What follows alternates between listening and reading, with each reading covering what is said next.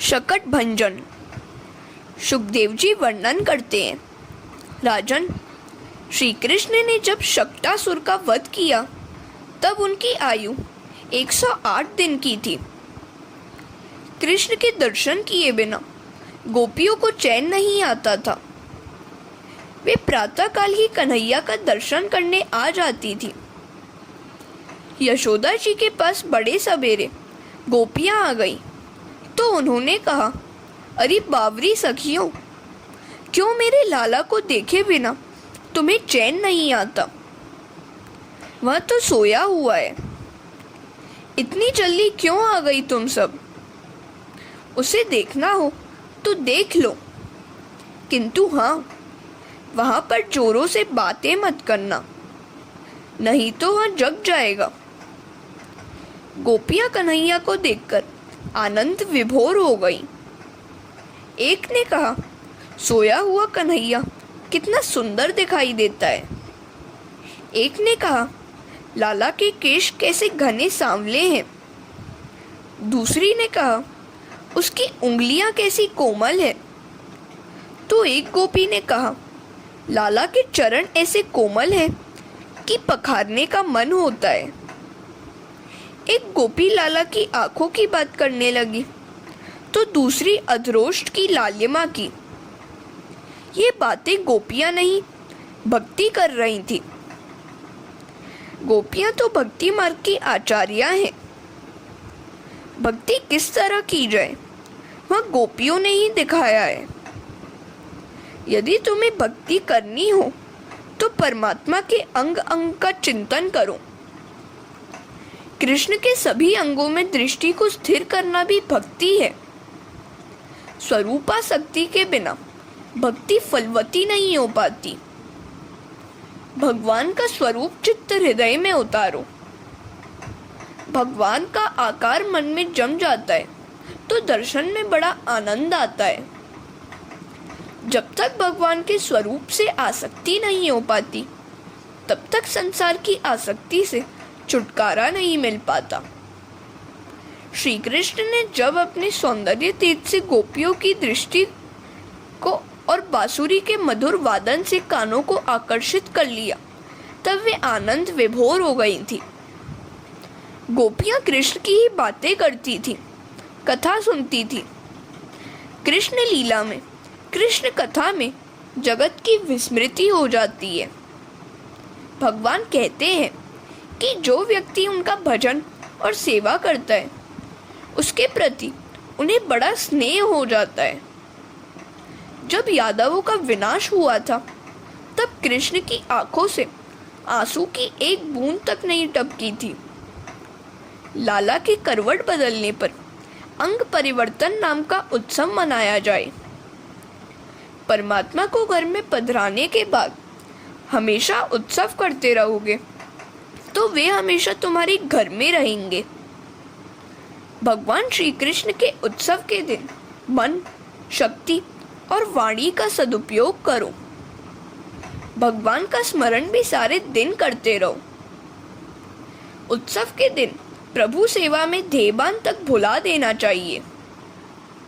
इस दिन अपनी आंखों से प्रभु प्रेम की व्याकुलता में अगर 2 बूंद आंसू भी न गिर सके तो उत्सव मनाना व्यर्थ ही होगा। उत्सव के दिन विद्वान, वेद ज्ञाता, सच्चरित्र ब्राह्मण का सम्मान करो। केवल रिश्तेदारों को ही नहीं, गरीबों को भी भोजन दो। गरीबों को संतुष्ट करने से प्रभु प्रसन्न होते हैं। सच्चे साधु सन्यासी को भी भोजन कराना। स्वयं भी भोगोपयोग करते रहने के बदले जरूरत वालों को भी कुछ न कुछ देकर पुण्य प्राप्त करो। हरे कृष्णा। उत का अर्थ है ईश्वर और सव का अर्थ है प्राकट्य। तो उत्सव का अर्थ हुआ ईश्वर का प्राकट्य। जब ईश्वर का हमारे हृदय में प्राकट्य होता है वह उत्सव ही है। उत्सव मात्र जीव के लाड़ प्यार के लिए नहीं, परमात्मा के साथ एक होने के लिए किया जाए। उत्सव तो प्रभु के साथ तल्लीन होने के लिए मनाना है। यशोदा ने अंग परिवर्तन उत्सव मनाना चाहा। उन्होंने सोचा, यह तो ठीक है कि मैं हर रोज ब्राह्मणों की पूजा करती हूँ, किंतु जिन गोप गोपियों के आशीर्वाद से पुत्र मिला है, उन्हीं की आज मैं पूजा करूंगी। यशोदा ऐसा नहीं कहती कि गरीबों को दान करना है। प्रत्येक जीव ईश्वर का ही अंश है, ईश्वर का ही पुत्र है। किसी जीव को गरीब कहने से ईश्वर बुरा नहीं मानेंगे क्या? नम्रता पूर्वक, दीनता पूर्वक आंखें झुकाकर दान किया जाए। लेने वाला भी एक जीव है, उसके हृदय में भी परमात्मा ही का वास है, ऐसा समझकर दान दो। इसी कारण से तो यशोदा दान करने की नहीं, पूजा करने की, सम्मान करने की बात करती हैं। सहायता करना एक बात है और पूजा करना दूसरी बात है। दोनों में भावात्मक अंतर है। कन्हैया के प्राकट्य के दिन यशोदा जी गोपियों को उपहार देने गई थी, तो उस दिन गोपियों ने कहा था, आज तो हमें कुछ लेना नहीं, कन्हैया को देना चाहिए। उन्होंने उस दिन कुछ भी नहीं लिया था। जहाँ लेने की इच्छा होती है वहीं मोह होता है, और जहाँ देने की इच्छा होती है वहाँ प्रेम। यशोदा कहती है, आज मुझे सभी व्रजवासियों की पूजा करनी है। उन्होंने सारे गांव को आमंत्रण दिया। नंद जी ने भी कहा, बिना संकोच दे दो। जब से कन्हैया घर में आया है, खबर तक नहीं होती है कि घर में कौन लक्ष्मी रख जाता है। लक्ष्मी जी तब चली जाती है जब मनुष्य उनका दुरुपयोग करने लगता है। जीवन में एक अवसर ऐसा भी आता है जब भाग्य अनुकूल होता है, भाग्योदय होता है। ऐसे समय बड़े प्रेम से दान करना, निसंकोच देते रहो। जो भी दोगे वह दुगना होकर वापस आएगा, और जब भाग्य प्रतिकूल होगा तब संपत्ति को सजोए रखने का लाख प्रयत्न करोगे तो भी सब कुछ चला जाएगा। भाग्य प्रतिकूल हो जाने पर धर्मराज युधिष्ठिर भी दरिद्र हो गए थे और उन्हें वन में भटकना पड़ा था। तो साधारण मनुष्य की तो चर्चा ही कैसे करें। नल राजा को कभी सब कुछ गवा देना पड़ा था। जो भी मिले सत्कर्मों में खर्च करते रहो, सुपात्र को दान देते रहो। आज भाग्य अनुकूल था, सो यशोदा जी दिल लगाकर दान करने लगी।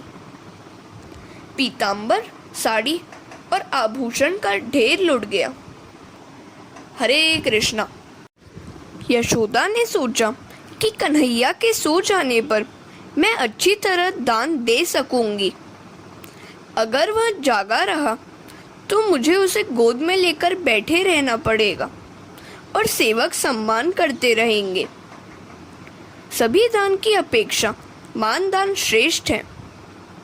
वे सोच रही थी कि यदि कन्हैया जागता ही हो तो मैं सभी का आदर कैसे कर पाऊंगी। जब गरीबों और पवित्र ब्राह्मणों का सम्मान किया जाता है तो परमात्मा को बड़ा आनंद होता है। ईश्वर जब किसी को संपत्ति देते हैं तो ऐसी भी आशा करते हैं कि वह दूसरों का पालन पोषण करे। लाला ने आंखें तो बंद कर ली, किंतु वह अंदर से तो जाग ही रहा था। यदि मेरे सो जाने से माता को आनंद मिलता है तो मैं सो जाऊं।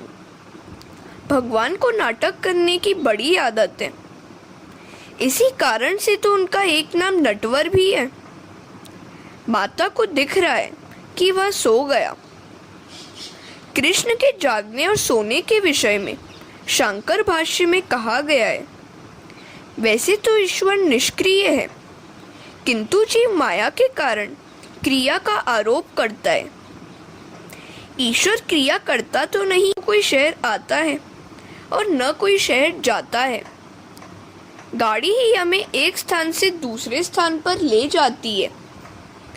इसी प्रकार ईश्वर कोई क्रिया स्वयं नहीं करते, वे तो लीला ही करते हैं। लीला निस्वार्थ होने के कारण आनंद रूप होती है। क्रिया और लीला में अंतर है। जिसके साथ कर्तृत्व का अभिमान और सुखी होने की इच्छा है वह क्रिया है, और जिसके साथ कर्तृत्व का अभिमान नहीं है तथा अन्य को सुखी करने की इच्छा है वह लीला है। जीव जो कुछ करता है वह क्रिया है, और ईश्वर जो कुछ करते हैं वह सब लीला है। यशोदा जी ने सोचा कि मेरे यहाँ आज सारा गांव उमड़ेगा, सो लाला का पलना यदि बाहर गाड़ी के नीचे रख लूं तो घर में ठीक ठीक जगह बढ़ेगी। सभी गोपियां आने वाली थीं, सो स्थानाभाव के कारण यशोदा जी ने कन्हैया का पलना गाड़ी के नीचे रख दिया। उस गाड़ी में दही दूध आदि था। यशोदा एक एक करके सभी गोपियों का आदर करने लगी। गोप पालकों को भी सुंदर कंठी देती थी, जिससे सभी माताएं प्रसन्न होती जाती थी। गोपियां कन्हैया को हार्दिकता से आशीर्वाद देती जाती थी। बाल कृष्ण लाल की जय। सभी आए हुए व्रजवासियों का आदर सम्मान करती हुई यशोदा जी आनंद में लीन हो गई। इधर बाल कन्हैया की नींद उड़ गई। कहाँ है मेरी माता? वह उत्सव तो मेरा ही मना रही है, जबकि मुझे यहाँ आंगन में गाड़ी के नीचे रख छोड़ा है। उत्सव के दिन ही भगवान को बुला देना ठीक नहीं है। यशोदा जी ने उत्सव के दिन ही श्री कृष्ण को बुला दिया, सो विपत्ति आ गई। व्यवहार से छुटकारा नहीं मिल पाता, इसे तो निभाना पड़ेगा ही। जब तक कुछ न कुछ अपेक्षा है, व्यवहार भी चलता रहेगा। हरे कृष्णा। व्यवहार को छोड़ना तो है नहीं, और व्यवहार पालन कोई अपराध भी नहीं है, किंतु मात्र व्यवहार ही निभाए रखना, व्यवहार में बन जाना, व्यवहार में भगवान को भी भूल जाना अपराध है। धंधा व्यापार अपराध नहीं है, किंतु उसी में लीन होकर भगवान को भुला देना अपराध है। व्यापारी दुकान में भगवान की छवि की पूजा करता है, किंतु ग्राहक के साथ बातचीत के समय भगवान को भूल जाता है। वह ग्राहक को ईश्वर की उपस्थिति में ही ठगता है। वह ग्राहक को 5 रुपए की वस्तु 25 रुपए में बेचता है और फिर कहता है, तुम मेरे जाने पहचाने हो, सो मैं बिना नफा कमाए ही बेच रहा हूँ। लेने वाला सोचता है कि यह दुकानदार पहचाना हुआ है, सो मूल कीमत में ही माल दे रहा है। ग्राहक बेचारा क्या जाने कि असली भाव, मूल कीमत का अर्थ व्यापारी तो कुछ और ही कर रहा है। दुकानदार का मतलब है, तुम पड़वानो अने हूँ तरवानो, अर्थात तुम गिरोगे और मैं तर जाऊंगा। हम सबका लक्ष्य है श्री कृष्ण मिलन। इस लक्ष्य को हमेशा ध्यान में रखकर ही सारा व्यवहार निभाते चलो। ज्ञानी महात्मा भी व्यवहार तो करते ही हैं, किंतु ईश्वर को वे कभी नहीं बुलाते। गोपियों को सम्मानित करने में यशोदा जी श्री कृष्ण को भूल गईं। कई लोग ऐसे हैं जो उत्सव के समय ठाकुर जी को ही भूल जाते हैं। अरे, ठाकुर जी के निमित्त ही तो उत्सव है, फिर उन्हें ही क्यों भूल जाते हो? व्यवहार का कारोबार करते करते भी ठाकुर जी को निहारना चाहिए। घर के कामकाज करते समय भी दृष्टि ठाकुर जी से ही लगी रहनी चाहिए। जब कोई मेहमान हमारे घर पर आए तो उनको प्रसन्न करने के लिए हम उनसे बार बार बातचीत करते हैं। अन्य सभी कामकाज करते समय भी हमारा ध्यान तो मेहमान से ही लगा रहता है। तब यह तो ठाकुर जी हैं। उनके आगमन पर हमारा मन और ध्यान उन्हीं के साथ ही लगा रहना चाहिए। प्रभु सेवा का कोई अंत ही नहीं है। देह विलय होने पर ही सेवा की समाप्ति होती है। सत्कर्म करने में तो हमेशा असंतुष्ट ही रहो। जीते जी सेवा की समाप्ति करने वाला व्यक्ति सच्चा वैष्णव नहीं है। गोपियों का सम्मान करने में यशोदा जी ने लाला को भुला दिया तो उसे बुरा लगा। लाला ने मजाक करने की सोची, वह रोने लगा, किंतु माता को सुनाई ही नहीं देता था। वह हाथ पांव हिलाता हुआ रोने लगा। रोते रोते उसने देखा कि गाड़ी पर पूतना का भाई शक्टासुर आ बैठा है। शक्टासुर अपनी बहन पूतना की मृत्यु का बदला लेने के लिए आया था। कृष्ण ने सोच लिया कि यह शक्टासुर भी कंस की कठपुतली ही है। लाला ने जोर से गाड़ी को एक लात लगा दी तो गाड़ी उलट गई। दूध दही आदि सब कुछ जमीन पर बिखर गया और शक्टासुर भी गाड़ी के नीचे दबकर मर गया। यह ऐसा भांजा है जो कंस मामा के सभी खिलौनों को तोड़ फेंकता है। हरे कृष्णा। गाड़ी उलट गई तो बड़ा धमाका हुआ। सभी दौड़े हुए आए। बालकों ने बताया कि लाला की लात ने इस गाड़ी को उलट दिया। इस प्रसंग में भी एक रहस्य है। यदि तुम भी प्रभु को अपनी संसार गाड़ी के नीचे रखोगे तो तुम्हारी गाड़ी भी वे उलट देंगे। मुख्य वस्तु को गाड़ी के ऊपर रखो और गौड़ को गाड़ी के नीचे। जिसके जीवन में प्रभु का स्थान गौड़ है उसकी संसार गाड़ी उलट ही जाती है। गृहस्थाश्रम भी एक गाड़ी है और पति पत्नी उसके पहिए। इस गाड़ी पर श्री कृष्ण को पधराओ। जीवन रथ के सारथी हैं श्री कृष्ण। इस जीवन रथ के अश्व हैं हमारी इंद्रियां। प्रभु से प्रार्थना करो, हे नाथ, मैं आपकी शरण में आया हूँ। जिस प्रकार आपने अर्जुन के रथ का संचालन किया था उसी प्रकार आप मेरे जीवन रथ के सारथी बने और मुझे सन्मार्ग पर ले जाएं। जिसके शरीर रथ का संचालन प्रभु के हाथों में नहीं है उसका संचालन मन करता है और मन एक ऐसा सारथी है जो जीवन रथ को पतन के गर्त में फेंक देता है। यदि तुम्हारी गाड़ी परमात्मा के हाथ में नहीं है तो इंद्रियां रूपी अश्व उसे पतन के गड्ढे में गिरा देंगे। अर्जुन की जीत इसी कारण से हुई थी कि उसने परमात्मा को सारथी पद दिया था, मन को नहीं। कुछ लोग मानते हैं कि यह छुट्टी है तो बस सारा दिन अच्छा खाएंगे, पिएंगे और सोए रहेंगे। वह तो कुंभकर्ण सी बात हुई। ऐसा कभी न किया जाए। रविवार तो वीर होने का वार है। रविवार के दिन तेल मिर्च चटनी आदि खाने के बदले दूध और चावल खाना। सारा सप्ताह बहुत कुछ खाया है, सो छुट्टी के दिन तो सात्विक आहार ही किया जाए और दिन भर जपमाला फिराई जाए। रविवार के दिन ब्रह्मचर्य का पालन करो। रविवार के दिन एक गृहस्थ कथा श्रवण करने चला तो उसका पुत्र रोने लगा। पत्नी ने कहा, यह बच्चा जब रो रहा है तो तुम्हारा कथा में जाना ठीक नहीं है। उसे रोता हुआ छोड़कर कथा में जाओगे तो कौन सा पुण्य कमाओगे।